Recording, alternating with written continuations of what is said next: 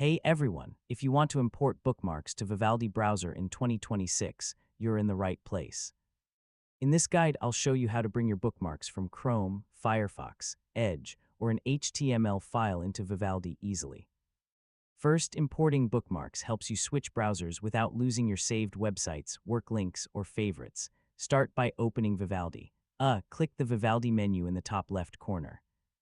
Now go to File, then click Import Bookmarks in Settings. You will now see a list of browsers like Chrome, Firefox, Edge, and also an option to import from an HTML bookmark file.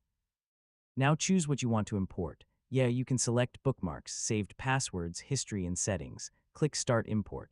Vivaldi will automatically bring in all your selected data.